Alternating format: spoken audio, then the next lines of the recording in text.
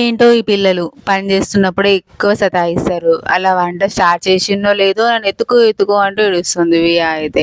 విజయ్ ఏమో ఇంటికి రాక 6 to 7 hours అవుతుంది. నాకు ఇంకాసేపు అయితే విజయ్ రాకపోతే మాత్రం పిచ్చి లేస్తుంది. పిచ్చిదాన్ని అయిపోతానేమో అనిపిస్తుంది. ఈ రోజు నేను అసలు వియాకి ఫోర్స్ ఫీడ్ కూడా చేయలేదు. కాసిన్ని ఒక 5-6 ముద్దలే తిన్నది అంతే. టోటల్ వాంతింగ్ చేసుకుంది. అసలు కొంచెం గ్యాప్ ఇచ్చుకుంటూ చాలా భయం వేసింది.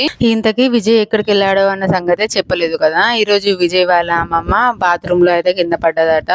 కాలు ఫ్రాక్చర్ అయింది. మనం చిన్న పిల్లల్ని ఎంత జాగ్రత్తగా చూసుకుంటామో పెద్దవాళ్ళని కూడా అంతే జాగ్రత్తగా చూసుకోవాలి. అసలు వాష్రూమ్ కి వెళ్తానే అలా వెళ్ళి అలా స్లిప్ అయి పడిపోయింది. ఇంత పెద్ద ఫ్రాక్చర్ అయితే అయిపోయింది. ఈ ఏజ్ లో ఇంత పెద్ద అవస్థ వచ్చి పడింది. మా నానమ్మకి 1.5 month ఈ సిమెంట్ పట్టి ఉండాలన్నారట డాక్టర్. నానమ్మ త్వరగా కోలుకొని ఎప్పటిలాగే నడవాలని ఆ దేవుని ప్రార్థించండి. Thank you so much.